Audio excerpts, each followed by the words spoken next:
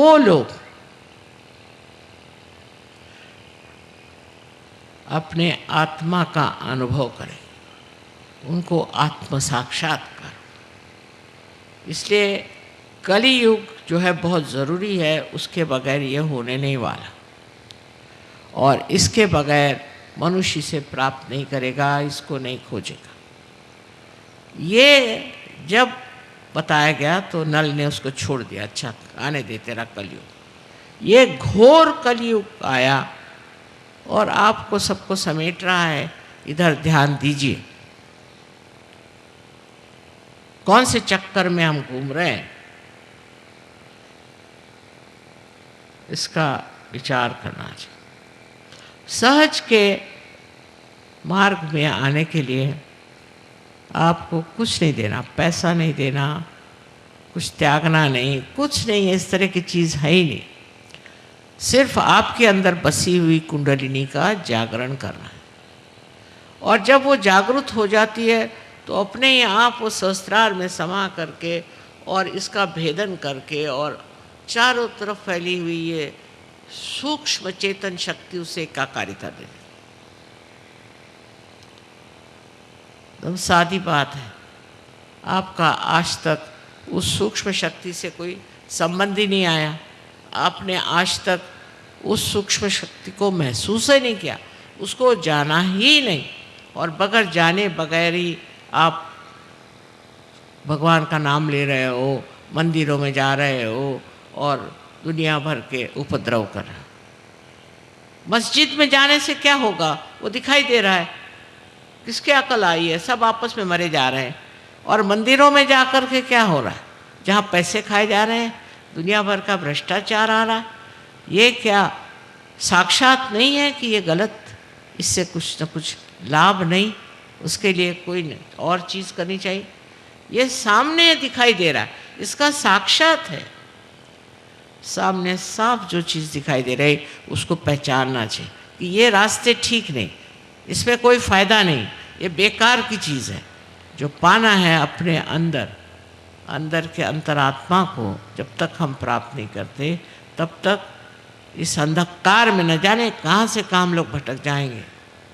इसलिए पहला ज़रूरी चीज़ है कि आप इस अंधकार से उठें और आत्मा के प्रकाश में क्या अच्छा और क्या बुरा, इसको पहले जानें। पर आत्मा का प्रकाश जब आता है तो सिर्फ इतना ही नहीं होता, ये नहीं सिर्फ होता है कि आप निरक्षीर विवेक जिसको कहते हैं वो जान लें, किंतु आपके अंदर जो सत्सत विवेक बुद्धि है वो बड़ी प्रबल हो जाती है, और आप सिर्फ जो सही होगा वही करते हैं, जो आपको नष्ट करेगा, जिसे अंग्रेजी में सेल्फ डिस्ट्रक्टिव कहते हैं, वो काम आप करेंगे ही नहीं। और सारा ही काम आप अत्यंत प्रेम से करते, अत्यंत दुलार से, प्रेम से सारी बात करते। मेरे लिए भी बड़ा मुश्किल है कि कोई कठिन शब्द कहें। आज लेकिन मैं तैयारी से आई थी कि आप लोगों से कहूँगी कि और बेवकूफ़ी मत करो, बहुत बेवकूफ़ी कर चुके। अब ये जो सहज के मार्ग से आप पाते हैं, पहले तो आप अपने अंदर शांति को प्राप्त करें। अपना देश शांति प्रिय, इस देश ने किसी भी देश पे आगाड़ी नहीं करी, किसी भी देश को लूटा नहीं, किसी भी देश की ज़मीन अपने हाथ नहीं। ये शांति कहाँ से आई? इतने हज़ारों वर्षों से हमने इतनी द्विधा उठाई तो भी ये चीज़ कहाँ से? ये इस धरती की विशेषता, जिस धरती पे आप बैठे हैं उसी धरती की विशेषता है कि हम लोग शांति प्रिय लोग। अगर कोई हमारे ऊपर आक्रमण करता है, अटैक करता है, तो ज़रूर हम उससे लड़ेंगे, लेकिन किसी के यहाँ जा कर के और हम खुराफात नहीं करते। इस तरह की व्यवस्था अभी तक अपने यहाँ नहीं, और देशों में है, अपने यहाँ नहीं। उचकाएँ उसको, उस पर झगड़ा लगाएं, वहाँ जाके बॉम्ब छोड़े, ये सब हम लोग नहीं करते। ये नियंत्रण हमारे ऊपर अपने आप आया हुआ है, स्वयं आया। तो अंदर की शांति प्रस्थापित होती है। फिर घरों में, अपने संसार में, अपना जो छोटा सा संसार है उसमें भी शांति आती, बच्चों में शांति आती। शांति बहुत ज़रूरी है। जहाँ शांति नहीं होती वहाँ पेड़ नहीं उग सकते, वहाँ कुछ भी प्रगति नहीं हो सकती, एक दूसरे को काट मारने में ख़त्म हो जाते हैं। पर सहयोग से जो शांति प्राप्त होती है उससे उन्नति होती है। अभी सहयोग में कितने ही बच्चे हैं जो कहाँ से कहाँ पहुँच गए, कभी वो सोचते भी नहीं थे कि हम इसे प्राप्त करेंगे, इतना हमें मिलेगा, इतना ज्ञान और इतनी समृद्धि, और हर तरह से पूरे हो गए, भर गए, तबीयत भर गई। अगर मैं किसी को एक छोटी सी भी चीज़ देना चाहूँ तो कहेंगे माँ पहले ही तुमने तो सब दे दिया, अब क्या दे रहे हो। ऐसी स्थिति अंदर में स्थापित हो जाती है। और ये जो समाधानी स्थिति है, इससे पूरी तरह से आपसी रिश्तेदारी, आपसी प्यार, आपसे समझ। अब सबसे तो बड़ी चीज़ है कि सहयोग, ये प्यार की देन है। परमात्मा का जो प्यार हमारे अंदर है वो प्यार आपको मिलता है, और प्यार से बढ़ के संसार में कोई चीज़ नहीं।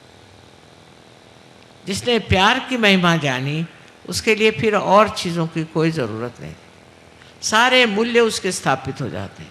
प्यार ही वो पानी है जिससे कि अपने देश का जो ये बड़ा सुंदर पेड़ है ये सजीव हो जाए। आपसी प्यार, आपसी दोस्ती, अगर हमारे अंदर आपसी प्यार होता और आपसी एकता होती तो क्या मजाल है कि हमारे ऊपर किसी और का राज्य हो सकता था। आपसी प्यार, आपसी दोस्ती, आपसी एकता आने के लिए सहयोग चाहिए। इससे कलेक्टिव कॉन्शसनेस, जिसे हम कहते हैं सामूहिक चेतना, स्थापित होती। दूसरा कौन है, सब एक जीव हो जाते। अब देखिए इतने दूसरे दूसरे देश से लोग आए हैं, अनेक धर्मों का पालन करने वाले, इनमें जो एक जीवता है, इनमें जो समाधान है, एकात्म का है, वो आपको कहीं नहीं मिलेगा। आप हैरान हो जाएं कि किस तरह से ये लोग एक हो गए। आप और किसी गुरु के वहाँ जाके देखिए, ये चीज़ आपको नहीं मिलेगी। आपस में लड़ेंगे, गुरु से लड़ेंगे, पूरे समय लड़ते रहेंगे। लेकिन जब आप सहज में अपने को प्राप्त करते हैं तो ये जानते हैं कि हम भी उसी समुद्र के एक बिंदु हैं जिसमें सब एकाकारी था।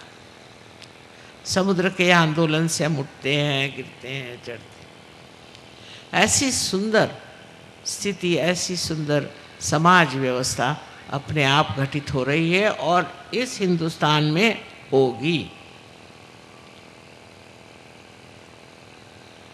जो गलत लोग घुस आए हैं और अपने को बड़े अधिकारी समझते हैं, इन्होंने कोई त्याग किए नहीं, इन्होंने देश के लिए कोई संग्राम किया नहीं, मुफ्त में आके कुर्सी पे बैठ गए। इसलिए अपनी देश के प्रति भक्ति होना ये बहुत आवश्यक है। महज इसलिए नहीं कि ये हमारा देश है, हमारा जन्म हो, क्योंकि ये बड़ा महान देश है। इसकी महानता मैं तो वर्णन नहीं कर सकती। कभी अगर मेरे पास समय मिला तो मैं थोड़ा बहुत लिखना चाहती हूँ कि ये देश कितना महान है। इसको जानने के लिए, समझने के लिए आप लोगों में भी सहज की कुछ न कुछ प्रकृति आनी चाहिए।